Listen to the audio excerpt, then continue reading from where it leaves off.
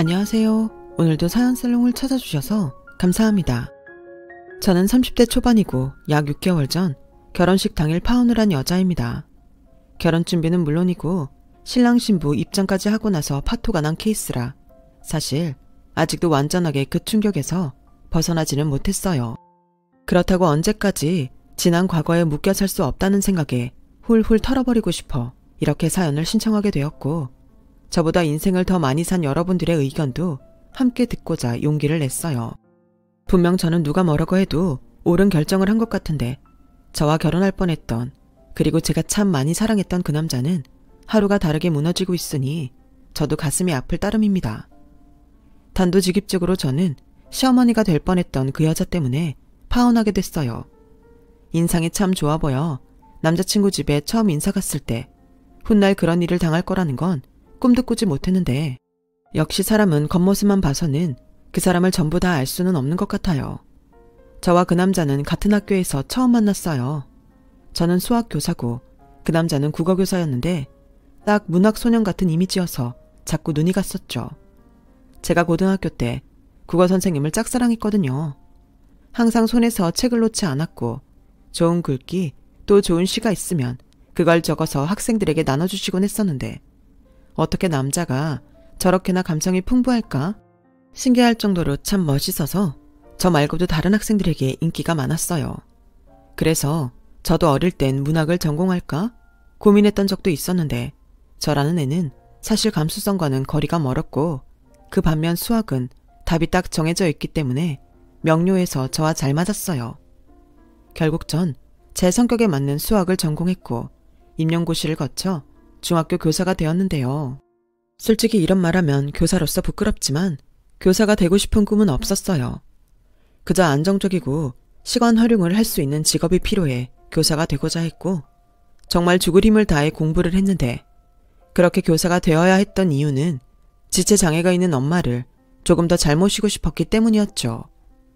저희 엄마는 제가 9살 때 식당에서 일을 마치고 돌아오다 오토바이 사고를 당하셔서 몸 일부의 신경을 전혀 못 쓰게 되셨어요.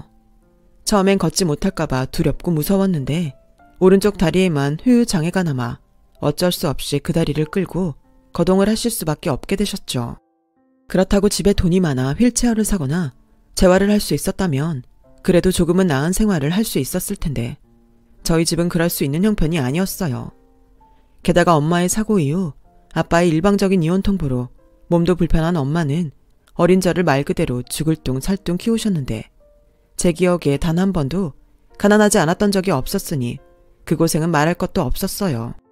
그렇다 보니 자연스럽게 저는 빨리 어른이 되어 안정적인 직장을 갖고 엄마를 편하게 살 수 있게 하고 싶었고, 그게 목표이자 꿈이 되었어요. 제 친구들은 그게 무슨 꿈이냐며 조금 더 저만을 위한 꿈을 가지라고 했지만 아무리 생각해도 저에게 그것만한 꿈은 없었어요. 그래서 임용고시 합격 후 정식으로 교사가 됐을 때 정말 행복했는데요. 몸도 성하지 않은데 공부하는 딸 뒷바라지한다고 저희 엄마가 정말 고생을 많이 하셨거든요. 그래서 남은 인생은 시집도 가지 않고 그런 엄마를 위해 살겠다고 생각했어요. 그런데 시간이 지나고 여유가 생기니 그런 생각도 조금씩 변했고, 보는 것 생각하는 것이 달라지니 엄마밖에는 안 보였던 저도 하고 싶은 게 생기기 시작했어요.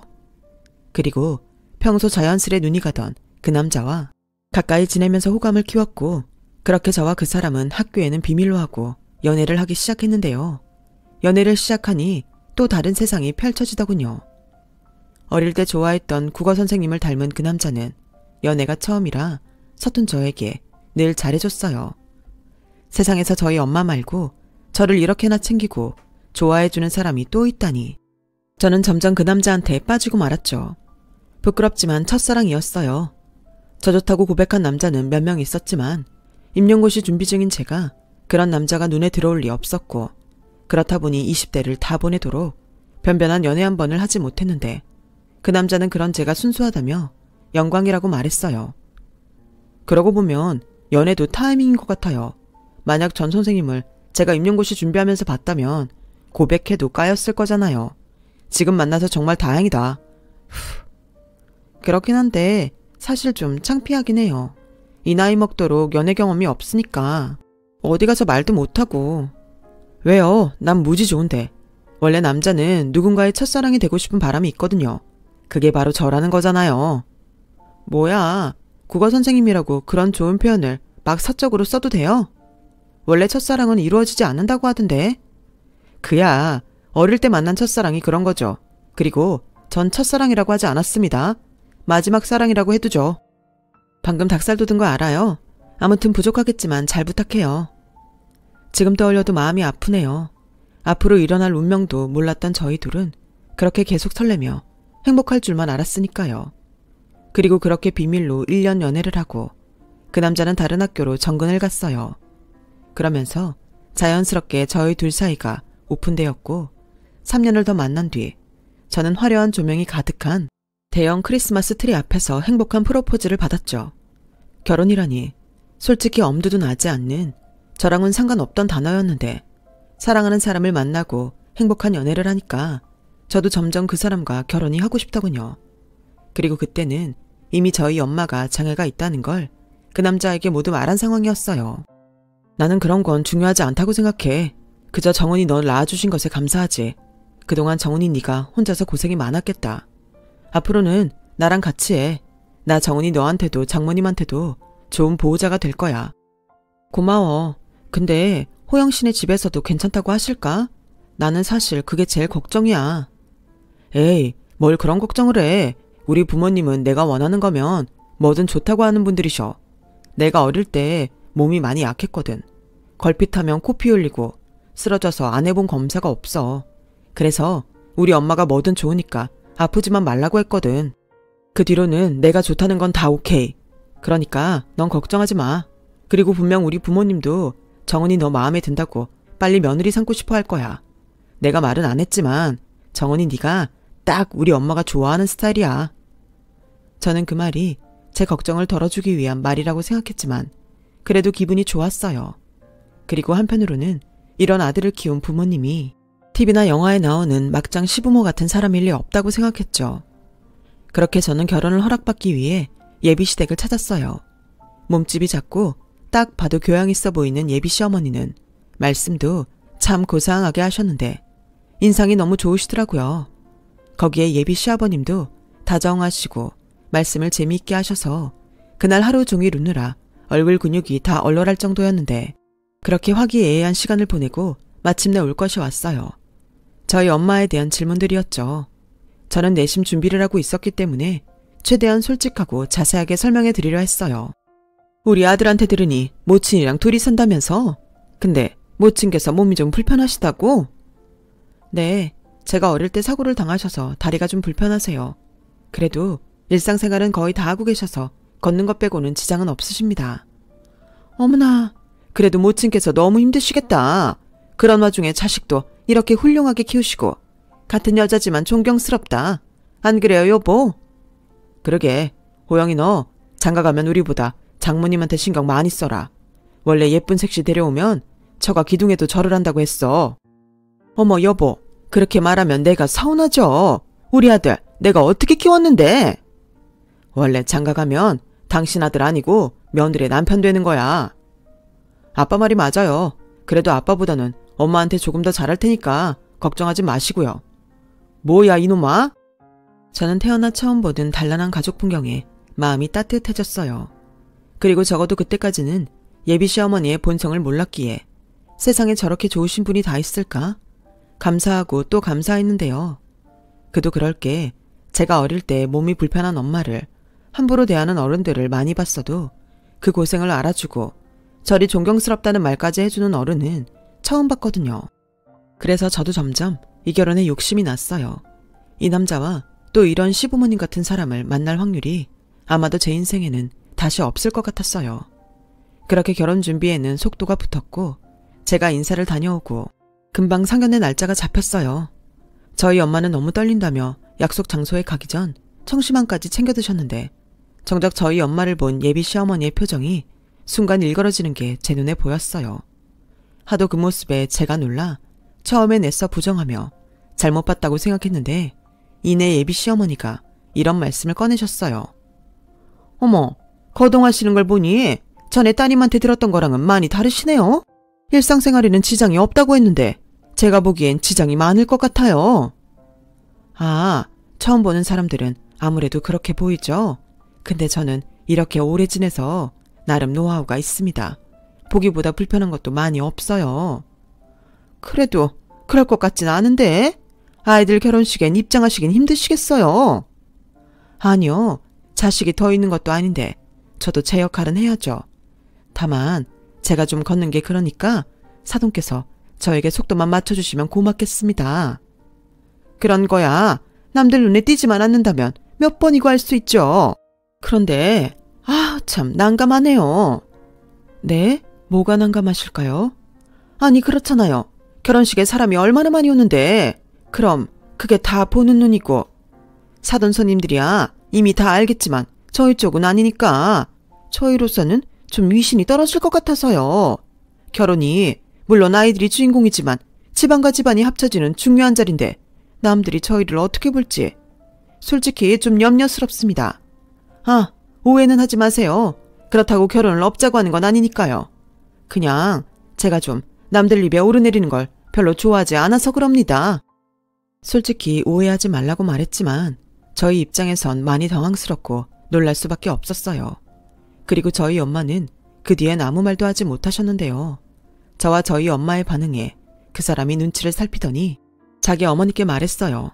엄마, 지금 갑자기 왜 그래요? 반대할 것도 아니면서 그렇게 말씀하시면 당연히 기분 나쁘시죠.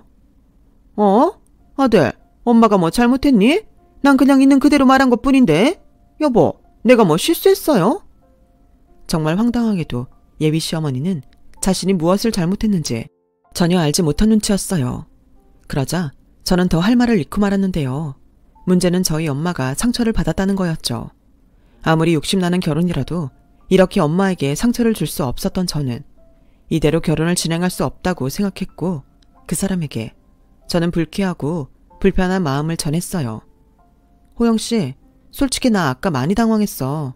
어머님 그렇게 안 봤는데 어떻게 상처되는 말을 그렇게 아무렇지 않게 하실 수가 있어? 미안. 근데 내가 장담하는데 악의는 없었을 거야. 나도 솔직히 엄마가 그런 말을 할 거라는 건 전혀 예상하지 못한 일이라.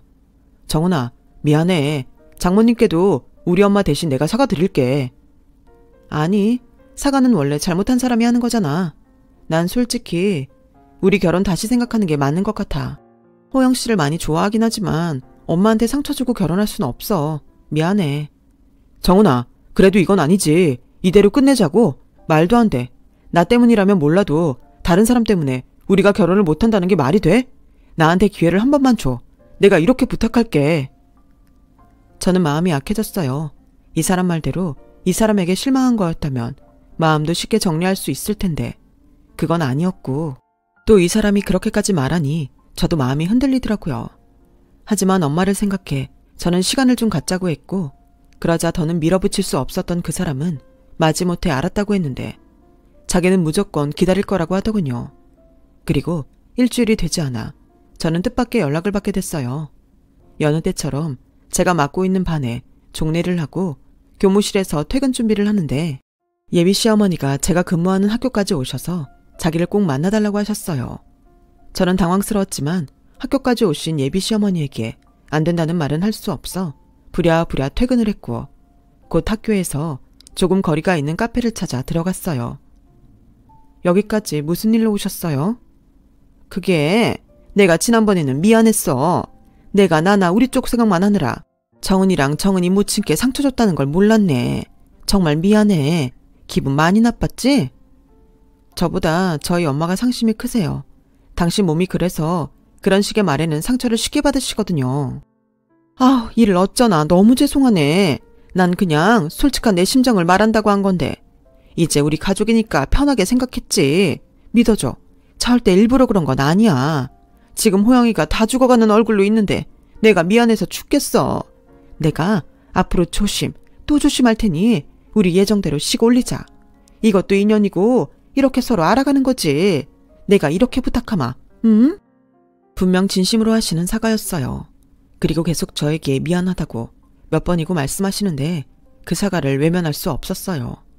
그래서 집에 돌아와 엄마에게 예비 시어머니가 찾아와 사과를 했는데 어찌할지 모르겠다고 말을 했는데요. 어쩌기 멀었지. 너 결혼하고 싶다고 했잖아. 그럼 해야지. 엄마도 그때는 좀 당황스러웠는데 김서방 말처럼 아기는 없는 것 같더라. 사람이 솔직하면 그럴 수도 있어. 무엇보다 널 마음에 들어 하시잖아. 엄마는 괜찮아. 벌써 다 까먹었어. 치, 거짓말하는 거지? 나 다 알아. 미안해. 나 때문에 그런 말까지 듣게 해서. 뭐가 미안해? 그리고 엄마도 네가 데리고 온 남자가 별로였으면 별로라고 했을 거야. 엄마 김서방 마음에 들어.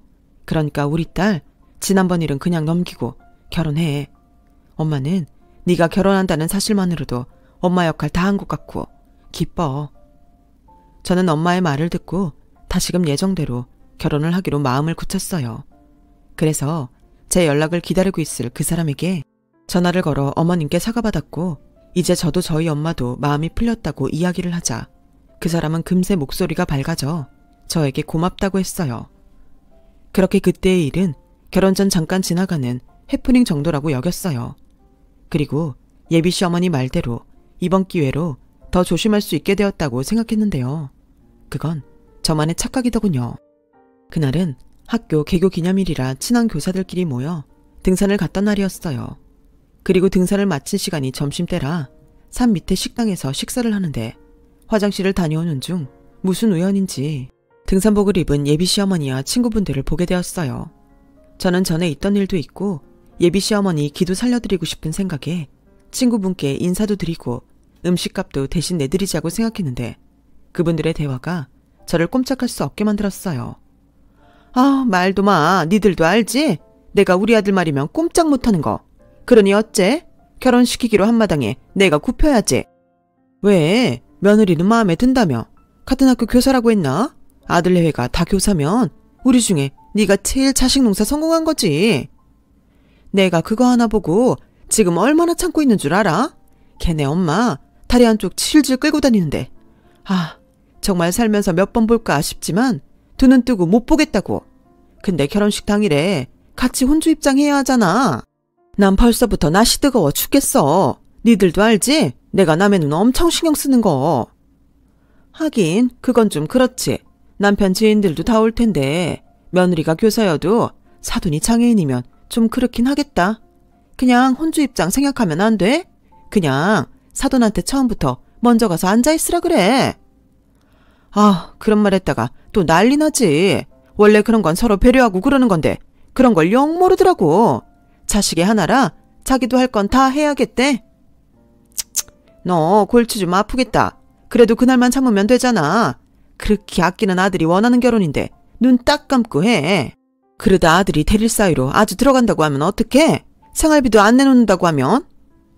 야, 너는 무슨 그런 서운한 말을 하냐? 아씨, 몰라.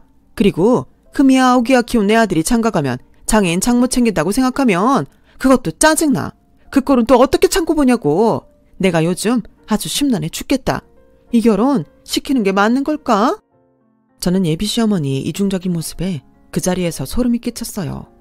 그리고 저런 시어머니라면 이 결혼은 하지 않는 게 맞다고 이번에는 정말로 마음을 확실하게 접을 생각이었는데요. 그래서 일부러 그 자리로 성큼성큼 다가가 이렇게 깜짝 놀라게 말했어요. 어머니, 이런 데서 우연히 보고 정말 신기하네요. 친구분들이세요? 어머, 네가 여기 어떻게 있니? 학교 안 갔니? 네, 오늘 개교 기념일이라 동료 선생님들이랑 등산 왔어요. 근데 어머님이 그런 고민을 하고 계실 줄은 정말 몰랐네요. 미리 말씀해 주셨다면 제가 바로 해결해 드렸을 텐데요. 저 어머님이 바라시는 대로 이 결혼은 하지 않겠습니다. 호영 씨한테도 지금 당장 헤어지자고 할게요. 예, 아가, 그러지 말고 내 말 좀 들어봐라. 원래 안 보이는 데서는 나란 입력도 하는데 그냥 친구들이랑 있으니까 해본 소리야. 내가 널 얼마나 자랑하고 다니는데. 그치 얘들아? 맞아. 명희 얘가 좀 남의 눈을 신경 많이 써서 그렇지. 사람이 순수하고 솔직해서 좋아. 아, 그래요? 근데 저는 잘 모르겠어요. 무엇보다 이렇게 이중적인 분일 줄은 정말 몰랐고요. 이렇게 결혼식 전에 알게 되어 다행이라고 생각해요. 그럼 저는 이만 가보겠습니다. 저는 최대한 이성적으로 말했어요. 그리고 그런 저를 보는 동료 교사들에게 미안하다며 먼저 가겠다고 양해를 구했는데 식당 밖에 나오자마자 분해서인지 자꾸 눈물이 났어요. 그래서 바로 그 사람에게 당신 어머니의 이중적인 면 때문에 이번에는 정말 결혼은 못할 것 같다고 헤어지자고 통보 문자를 보냈고, 이게 매너 없는 행동이라는 걸 알기에 불편한 마음으로 저는 핸드폰 전원을 꺼놓았어요. 그 사람의 어머니는 너무 싫었지만 저는 여전히 그 사람을 좋아했기에 흔들릴 것 같았거든요. 그런데 그날 저녁, 저와 연락이 되지 않았던 그 사람은 이번에는 자기 어머니까지 데리고 저희 집에 왔고, 자기 어머니한테 모든 이야기를 들었는지 저희 엄마 앞에서 용서를 구하라고 했어요. 그러자 당신 말대로 당신 아들이라면 꼼짝 못하는지 예비 시어머니는 저희 엄마 앞에서 무릎까지 꿇고 미안하다며 사과를 하기 시작했는데, 사실 전 그때까지 결혼이 파토난 것은 물론이고 그 이유도 말하지 않은 상태였어요. 그러니 저희 엄마는 예비 시어머니가 상견례 일을 사과하러 오셨다고 착각했고, 얼른 예비 시어머니를 자리에서 일으키며 괜찮다고, 자기는 다 잊었다고 웃으면서 말씀하셨어요. 저는 아차 싶었죠. 그래서 급히 거실로 나가 저희 엄마를 말렸어요. 엄마, 그럴 필요 없어. 나 이번엔 정말로 결혼 안 하려고. 왜? 무슨 일이 있어? 있어. 근데 엄마랑은 상관없는 일이야. 호영씨, 지금 뭐 하는 거야? 엄마한테 다 들었어. 그래서 이번에는 정말로 직접 사과하시게 모시고 온 거야. 정은아, 나 이 결혼 정말 하고 싶어. 우리 같은 마음 아니야? 그래, 그랬지. 근데 당신 어머니는 아니셨어. 호영씨가 그랬잖아. 호영씨가 원하면 어머니는 다 들어주신다고. 이번에도 그러신 거야. 내가 마음에 든 게 아니고. 그리고 친구들 앞에선. 아니다, 아니야. 네가 오해한 거라니까. 남자들만 친구들 앞에서 허세를 떠는 게 아니지. 어쨌든 미안하다. 내가 이번에도 입방정 떤 거야. 지난번엔 처음이니까 그러실 수 있다고 생각했어요. 근데 아니었잖아요. 죄송하지만 제 마음은 똑같아요. 이만 돌아가 주세요. 정은아, 내가 어떻게 해야 마음이 풀리겠어. 네가 원하는 대로 다 할게. 아들, 꼭 이렇게까지 해야겠니? 엄마야말로 지난번 일 겪고도 왜 그러세요? 말씀드렸죠? 저는 정은이 아니면 어느 누구랑도 결혼 생각 없어요. 정은아, 이게 다 무슨 일인데 엄마는 하나도 모르겠다. 사돈, 따님 마음 좀 돌려주세요. 보셨잖아요. 제 아들이 따님 아니면 결혼도 안 한다고 하는데 제가 정말 죽겠습니다. 그만하세요. 이런다고 달라지는 거 없으니까. 호영씨, 부탁이야. 우리 마지막은 서로를 위해 깔끔하게 헤어지자. 호영씨는 좋은 사람이니까 금방 좋은 여자 만날 수 있을 거야. 그땐 어머님 마음에 드는 그런 집 여자랑 꼭 결혼해. 정은아, 무슨 그런 말이 있어. 내 마음 누구보다 잘 아는 네가. 그때였어요. 갑자기 그 사람이 숨이 쉬어지지 않는지 괴로워했고 급기야 기절까지 하는데 너무 놀라 당황할 수밖에 없었죠. 그러자 그 사람의 어머니는 119! 119! 하며 다급하게 외쳤고 출동한 구급차로 가까운 병원 응급실을 향했어요. 그리고 구급차에서 저는 예비 시어머니에게 그 사람이 어릴 때부터 몸이 약해 병원 신세를 많이 졌다는 말을 듣게 됐죠. 어릴 때부터 충격을 받으면 쓰러지는 일이 있었다고 하는데 그 순간 이 사람이 왜 그렇게 애처롭게 보이는지 저는 또 마음이 갈대처럼 흔들리기 시작했어요. 이렇게나 나를 원하고 결혼하고 싶어하는 남자인데 제가 너무 저와 저희 집 생각만 하는 건 아닌가? 미안한 기분이 들었죠. 그렇게 병원에 도착해 그 사람은 쓰러진 원인을 찾기 위해 여러 검사를 했어요. 그리고 나온 결과는 감당할 수 없는 극도의 스트레스로 인한 일시적 쇼크라는데 사실 저는 그런 경험이 없다 보니 앞으로 어찌해야 할지 모르겠더군요. 그런데 그 사람의 어머니는 당신 때문에 당신 아들이 쓰러졌다며 바닥에 철퍼덕 주저앉아 울기 시작했고 저한테 빌 테니 자기 아들과 제발 결혼하라고, 그러면 자기는 앞으로 입을 닫고 살겠다고 하시는데 제가 그리 선한 사람이 아니라 솔직히 그 말도 믿음이 가진 않았어요. 하지만 또다시 이 사람이 쓰러져 그때는 위험한 상태가 되지 않을까 하는 걱정은 되었는데 사랑이 뭔지 저도 마음이 너무 아프더라고요. 처음으로 연애가 뭔지 사랑이 뭔지 알려준 이 남자가 저 때문에 또 아파할 걸 생각하니까 저도 숨이 꽉 막히는 것 같았어요. 그렇게 저는 고민의 시간을 가졌어요. 그리고 그 사이 그 사람은 퇴원을 하게 됐는데 저희 엄마는 자세한 이야기는 듣지 못했으면서 이번이 마지막이라는 생각으로 넘어가면 어떻겠냐고 저를 설득하셨어요. 엄마, 처음은 처음이라 그런다지만 난 아무래도 그 사람 어머니가 마음에 걸려. 결혼하고 딴 말하고도 남을 사람이라니까. 그래, 그럴 수도 있지. 근데 김서방은 아니잖아. 엄만 저런 사람 처음 봤어. 너 후회하지 않을 자신 있어? 지금은 너무 감정적이라 보이지 않을 수도 있지만 나중엔 김서방 엄마가 아닌 김서방만 생각날 거야. 엄마는 내가 저런 시어머니 며느리가 됐으면 좋겠어. 상견례 때 봤잖아, 경우 없는 거. 경우 없는 사람들 엄마가 처음 봐? 근데 네 시어머니는 그래도 사과는 그때그때 하잖아. 그게 진심이든 아니든 나이 먹고 사과할 수 있는 사람 별로 없어. 엄마는 적어도 네가 나 때문에 결혼을 포기하진 않았으면 좋겠다. 너 아직 김서방 사랑하지? 보이지도 않는 그런 감정 따위가 참 무서운 거였어요. 저는 결국 진짜 마지막이라는 생각으로 사랑을 선택했고 예정대로 결혼식 준비를 해 나갔어요. 그러자 그 사람은 마음을 돌려준 저에게 고맙다며 자기 어머니가 쓴 각서를 저에게 내밀더군요. 읽어보니 다시는 저나 저희 집에 대한 나쁜 말은 하지 않겠다는 내용이 적혀 있더라고요. 하지만 그 사람의 정성은 알겠으나 그 각서가 진심이라는 생각은 하지 않았어요. 그래서 조심스럽지만 그 사람에게 결혼 후에도 예비 시어머니와는 적당한 거리를 두고 할 도리만 하고 싶다고 말을 했는데 그 사람은 제 말에 흔쾌히 그러자고 하더군요. 저는 적어도 그렇게만 된다면 더는 골치 아플 일은 없을 거라고 생각했어요.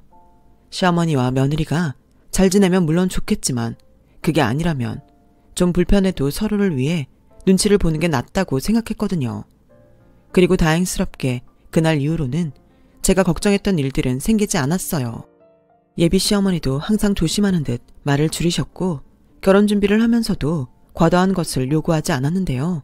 다만 내가 다른 건 다 상관없는데 원래 내가 호영이한테 생활비를 받았었거든. 네 시아버지는 은퇴하고 아직 연금 나오려면 멀어서 호영이가 주는 생활비가 없으면 우리가 좀 곤란해서 그 돈은 계속 좀 받았으면 한다. 그런 거라면 당연히 그렇게 드려야죠. 원래 호영 씨가 하는 거라면 더더욱 그래야 한다고 생각합니다. 그런 거라면 걱정하지 마세요. 어머 고맙다. 사실 이런 걸 이해 못하는 며느리가 많다고 해서 내가 얼마나 마음을 졸였는지 몰라. 근데 생활비를 좀 올려달라고 하면 그건 좀 그런가? 네? 아 그건 호영 씨랑 상의해 볼게요. 그래 난 뭐든 너희들 결정에 따르마. 고맙다. 예비 시어머니는 민망한 듯 웃으셨어요. 하지만 저는 그런 부분은 자식인 우리가 할 수 있는 범위에선 해야 한다고 생각하고 있었는데요. 저도 저희 집에 생활비를 드리고 있었거든요. 그래서 이참에 공평하게 각자 집엔 각자가 알아서 생활비를 드리는 게 좋겠다고 생각했어요. 예비 신랑인 그 사람도 그게 좋겠다고 했고요. 그렇게 모든 준비가 끝나고 결혼식 당일이 되었어요. 저는 자식이 저 하나라 엄마에게 처음이자 마지막이 될 혼주 한복을 예쁘게 맞춰드렸는데 웨딩드레스를 입고 신부 화장을 한 뒤 신부 대기실에 앉아있자 그제야 제가 진짜로 결혼을 한다는 게 실감이 나기 시작하더군요. 그리고 잠시 뒤 신랑 신부 입장 전 혼주 입장을 알리는 음악 소리가 들렸어요. 지금쯤 저희 엄마도 얼마나 떨고 있을까 그런 생각을 하고 있는데 곧 제 차례가 다가왔죠. 저는 친정아버지가 없기 때문에 예비 신랑과 동시 입장을 하기로 했어요.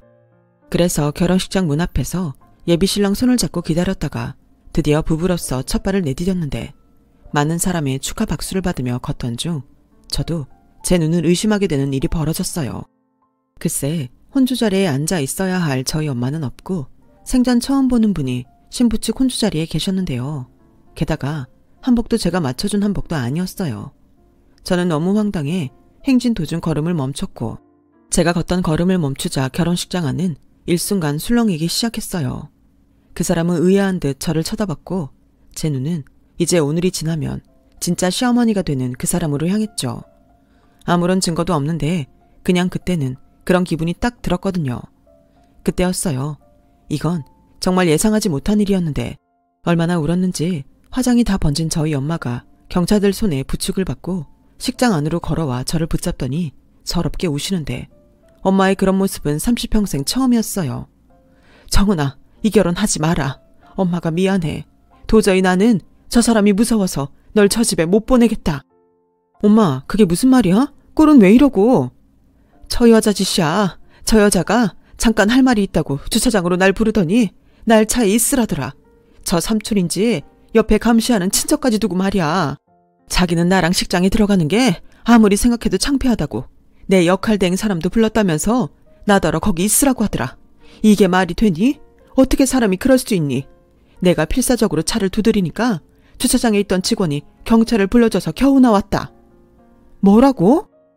저는 엄마의 말에 참을 수 없는 분노를 느꼈어요. 그렇게 제발 자기 아들이랑 결혼만 해달라며 각서까지 쓴 사람이 어떻게 이런 계획까지 짜고 저희 엄마에게 그런 짓까지 하는지. 저는 그 사람의 어머니를 노려봤죠. 그러자 대행으로 불려왔던 사람은 자기는 의뢰에 응한 것뿐이라며 그 자리를 도망쳤고, 저는 더는 참을 수 없어 이성을 잃고 그만 예비 시어머니의 머리채를 잡고 말았는데요. 물론 제가 머리채를 잡자마자 주변에서 저를 뜯어 말렸어요. 하지만 이성을 잃은 저는 결혼이고 뭐고 눈에 보이는 게 없었고, 저희 엄마는 너무 놀라셨는지 그 자리에서 울기만 하시는데 정말 피가 거꾸로 솟는 것 같았어요. 그래서 면사포를 집어 던지고 저희 엄마를 부축해 결혼식장을 나서는데, 상황을 이렇게 만들어 놓고도 무슨 생각인지 그 사람의 어머니라는 여자가 저를 붙들었어요. 이거 놔요. 내가 당신 고소할 거야. 몸도 불편한 저희 엄마를 어떻게 차에 놔둘 생각을 했어요? 그냥 결혼식 끝날 때까지만 그러라고 했어. 너도 지금 내 머리채 잡고 분풀이 했잖아. 그럼 된 거 아니야? 보는 눈도 많은데 일 더 크게 만들지 말고 이제 너도 내 생각 좀 해다오. 나도 체면이 있는데 쪽팔려서 못하겠는 걸 어떡해. 정말 말이 안 나오네요. 그럴 거면서 각서는 왜 쓰셨어요? 저희 엄마가 어디가 어때서요? 예, 말은 바로 해야지. 니네 엄마 걷는 걸 봐. 누가 봐도 장애인이잖아. 한복으로 가려질 것 같으면 나도 이렇게까지는 안 했다. 그냥 상황에 맞게 할 수 있는 건데 뭘 그렇게 예민하게 굴어. 사돈도 제 입장을 좀 헤아려 주셔야죠. 제가 처음부터 차에 계시라 했나요? 제가 정중하게 부탁했잖아요. 싫다고 하시니 저도 어쩔 수가 없었다고요. 엄마, 정말 어디까지 하실 거예요? 이게 사람이 할 짓이에요? 엄마, 정말 이것밖에 안 되는 사람이었어요. 아들, 여기 아빠 손님, 엄마 손님 얼마나 많은지 알아? 지금이라도 수습하려고 노력하고 있잖아. 네가 그러지 않아도 네 엄마 지금 충분히 쪽팔리거든? 엄마는 지금 이게 쪽팔려요? 저는 그런 엄마가 쪽팔려요. 오늘부터 그냥 아들 없다고 생각하세요. 이젠 저도 더는 미안해서 이 결혼하자고 못하겠네요. 정은아, 장모님, 죄송합니다. 정말 죄송합니다. 그 사람은 그렇게 말하고 결혼식장을 박차고 나갔어요. 저 역시 이 결혼은 더는 진행할 수 없다고 생각했기에 나가는 그 사람을 잡지 못했는데요. 그 와중에도 자기가 뭘 잘못했냐고 방방 뛰는 그 여자를 보니 혼인신고 전에 이 결혼이 엎어진 게 다행이라는 생각도 들었어요. 결국 모든 건 어머니 때문에 망가졌네요. 그렇게 남의 시선이 중요하셨어요? 이번 결혼으로 손해본 건 제가 모두 위자료를 청구할 거니 그런 줄 아세요. 뭐야? 넌 이런 판국에 그런 계산이 나오니? 내 아들을 진심으로 사랑하긴 했어. 저는 적반하장으로 소리치는 그 여자의 말에 대꾸하지 않았어요. 대꾸할 가치도 느끼지 못했죠. 그러자 상황 파악을 하고 있던 경찰들이 저희 쪽으로 다가왔고, 저희는 피로 현장이 아닌 경찰서로 가게 됐네요. 자, 아드님도 결혼 못한다고 나가셨으니 이제 이만 경찰서로 가시죠. 신고가 들어온 이상 저희도 조서는 써야 하거든요. 다들 서로 가시죠.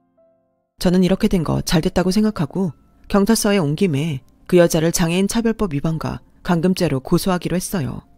그러자 그 여자는 무슨 자기가 죄를 지었냐며 억울하다고 난동을 부렸는데요. 아니, 그렇게 남 시선을 의식하는 사람이 보는 눈도 많은 경찰서에서는 왜 그러는지, 저는 정말 나이 먹고 왜 저럴까 한심하게 그 여자를 봤어요. 그리고 그런 자기의 아내를 경멸하는 눈으로 보던 그 사람의 아버지를 보게 되었는데, 더는 못 봐주겠다는 듯 전 모르는 일이고 그냥 법대로 처리하세요 라며 딱 한마디만 하고 경찰서를 나갔어요. 제가 처음 그 남자의 집에 갔을 때 느꼈던 단란함은 어디 가고 그들의 민낯을 보는 순간이었네요. 저는 그렇게 잊을 수 없는 파혼의 주인공이 되었어요. 그리고 그 남자는 파혼으로 손해본 제 돈을 빠짐없이 제 통장에 입금을 했고, 그것으로 자신의 미안함을 덜고 싶다고 짧은 문자 한 통을 보냈는데, 솔직히 돈보다도 그 사람이 더 걱정됐어요. 하지만 이젠 저도 나설 수 없는 입장이 되어버렸고, 그저 그 사람이 더는 힘들지 않기만을 바랄 뿐이었는데, 아는 교사가 전해준 소식으로 그 사람이 끝내 자기 집과 인연을 끊고 1년의 휴직계를 냈다고 하더군요. 사실 집과 연을 끊는 것까지는 몰랐지만 휴직을 할 수도 있겠다는 생각을 하긴 했어요. 아니, 그러길 바라는 마음이 있었죠. 저도 그렇지만 그 사람이 마음을 추스를 시간이 필요하다고 생각했거든요. 그리고 진심으로 저를 잊길 바랬는데요. 6개월이 지난 지금도 그 사람은 여전히 많이 괴로운 듯 힘든 시간을 보내고 있다고 하더라고요. 또 굳이 알고 싶지는 않았지만 충격적인 소식도 건너 듣게 됐어요. 그 사람의 어머니가 휴직과 동시에 집을 나간 당신 아들을 찾는다고 밖에 나갔다가 교통사고를 크게 당해 하반신 마비가 되었다고 하더군요. 지금의 저희 엄마는 스스로 거동은 할 수 있는데 그분은 그럴 가능성이 거의 없다는 것 같았어요. 정말 사람 일은 그렇게 한치 앞을 볼 수 없는 건데 장애를 갖게 된 지금 자신이 얼마나 남에게 상처를 줬는지 살면서 내내 알았으면 좋겠다고 생각했어요. 그런데 그것도 기대해 볼 수는 없을 것 같은 게 그 사람의 아버지는 자기가 아내를 돌볼 수는 없다며 퇴원하면 바로 시설로 가게 조치를 끝냈다고 하더라고요. 그냥 이젠 그 여자의 인생이 불쌍하다는 생각마저 들더군요. 그렇게 체면을 중시하더니 결국 그 사람의 마지막은 저희 엄마보다 더 비참한 것 같은데 이 마음의 미련이 뭔지 이럴 거면 처음부터 그 여자가 욕심을 내지 않았더라면 하는 생각이 들었어요. 물론 그렇다고 한들 지금의 상황이 달라지진 않겠지만요. 저는 이젠 조금씩 마음을 추스리고 그 사람과 제가 결혼까지 할 인연은 아니었다고 생각하고 있어요. 지금도 가끔 그 사람일 것 같은 모르는 번호로 전화가 올 때가 있지만 이젠 그 전화도 받지 않으려고요. 저도 그 사람도 이젠 과거를 잊고 미래를 살아야 하잖아요. 그때는 우스갯소리로 한 말이었지만 역시 첫사랑은 이루어지지 않는가 봅니다. 저는 당분간은 누굴 만날 생각이 없는데요. 저희 엄마를 위해서라도 더 열심히 씩씩하게 살아가려 합니다. 저희 엄마도 그날 받은 충격과 상처가 커서 한동안 많이 힘들어하셨거든요. 그저 사랑하는 사람과 결혼하고 싶었던 것뿐이었는데 그 대가가 저에겐 좀 가혹하지 않았나? 지금도 씁쓸한 기분이 드네요. 하지만 그 사람을 만난 건 후회하지 않아요. 충분히 고마웠고 행복했으니까요. 그리고 시간이 많이 지난 뒤 그 사람을 떠올리며 그래도 내 첫사랑은 좋은 사람이었다고 기억하고 싶어요. 부디 그 사람도 이제 그만 아픈 기억은 잊어버리고 다시금 환하게 웃길 바랄 뿐입니다. 해피엔딩이었다면 더할 나위 없이 좋았겠지만 저는 앞으로 다가올 저의 미래를 위해 남은 인생은 꼭 해피엔딩이고 싶어요. 지금까지 제 사연 들어주셔서 대단히 고맙습니다. 좋은 인연들과 함께하는 좋은 하루 되시길 진심으로 바라겠습니다. 여러분, 사연 댓글에 응원과 현명한 조언 부탁드려요. 좋아요와 구독은 저에게 큰 힘이 됩니다. 오늘도 좋은 일 가득하세요.